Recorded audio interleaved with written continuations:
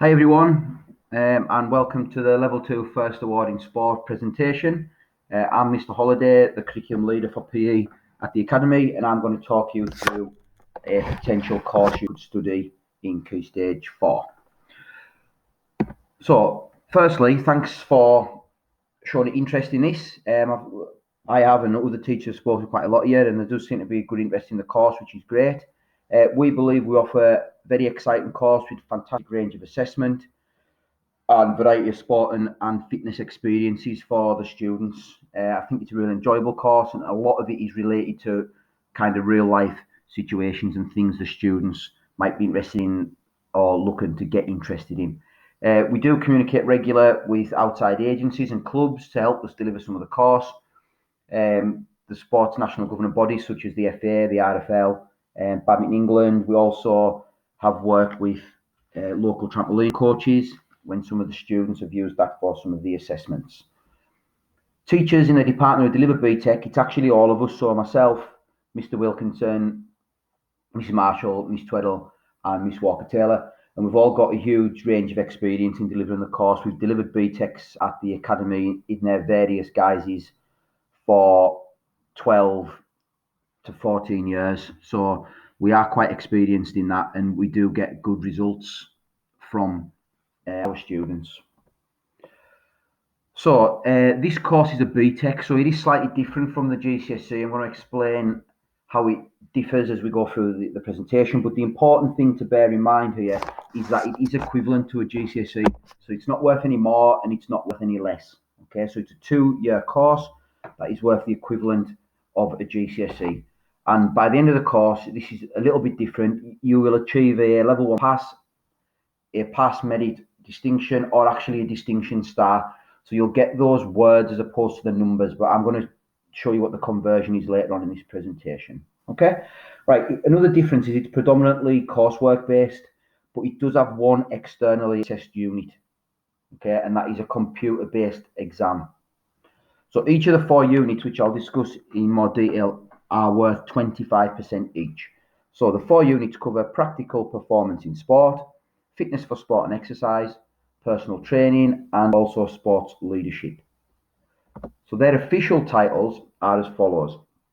So Unit 1, which is the exam, this is externally assessed, is fitness for sport and exercise. And the other 3 units, practical sports performance, training for personal fitness, and leading sports activities, are internally assessed by your teachers, and then they are moderated by the exam board.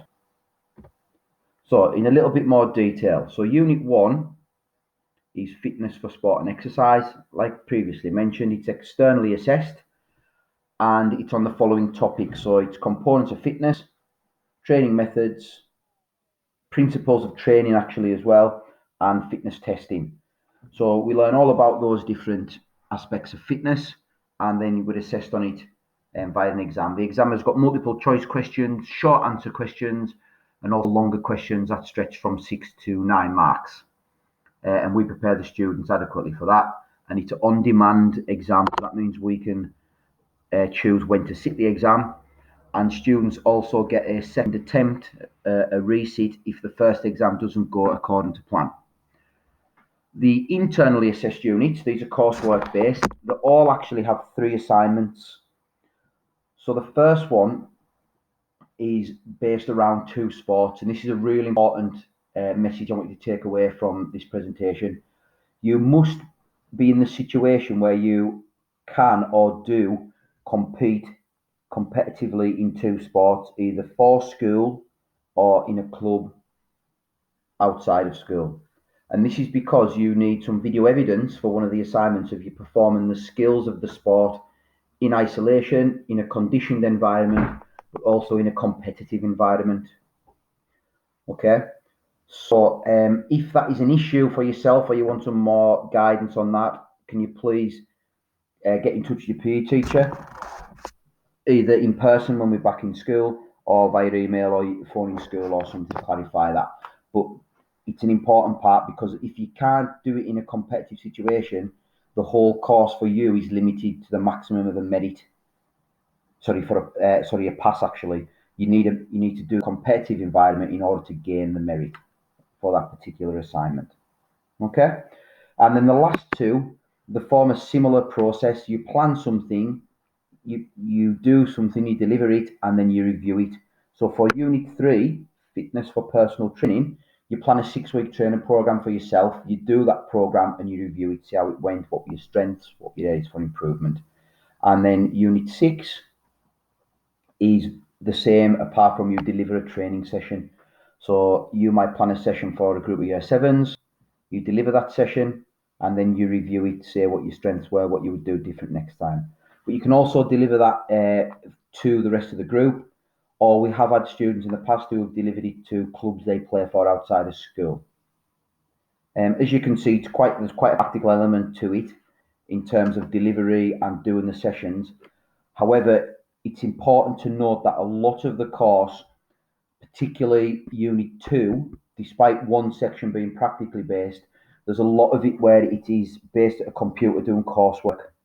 Okay, so we always like to let students know that you will spend a lot of the time in this course producing coursework on a computer. Okay, it's important to know that from the beginning. So I mentioned previously the grades awarded slightly different to your GCSE. So we don't have one exam at the end that gives you an overall grade. We have one exam that feeds into your overall grade, and your assessments for each unit will be given either a level 1 pass, a level 2 pass, a level 2 merit, or a level 2 distinction. So each assessment within a unit is graded like that, and then you get an overall grade for the unit. So you will get 4 overall grades, and they are calculated together to give you one final grade. And you can actually, if you get majority of distinctions, you can actually get a distinction star overall. Okay, so you can achieve quite highly on this course. So what is each grade worth? So each grade is converted into a number.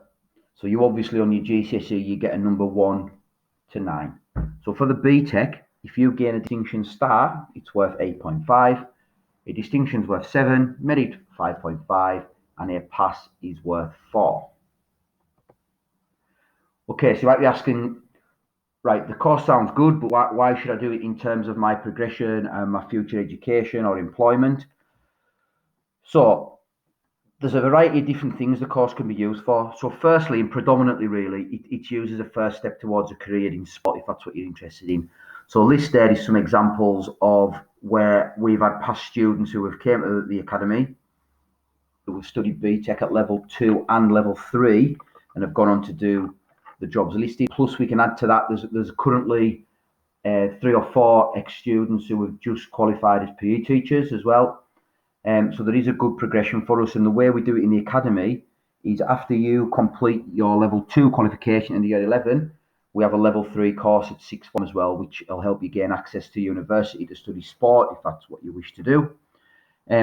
But coming away sort of from the sport theme is we've had students who have studied this at level 2 and level 3 have found it really good to put on applications for things, whether it's applications for sixth form or whether it's applications for apprenticeships or work, college, is that there's such a vast variety of assessment on the course that it gets you out your comfort zone. It gets you doing all different types of things that really give you a good rounded experience. So you'll get experience of presentations, interviews, delivering and evaluating work. So things you can talk about in interviews that you've done. And we found that we have had students who have come and said that this course has set them up for a variety of different things, not just sport, as they progress through whatever career they are wanting to do. Okay, so that brings an end to the presentation. Hopefully you will have some questions, which will be good. So if you please just get in touch with myself or any of the other PE staff in school, it can be via email. Or students, if you've got any questions when we're back at school, you can come and see us. We'll be more than happy to explain things in more detail. So just again, thanks for listening. And I do look forward to teaching some of you on this course in the next coming couple of years. Thank you and goodbye.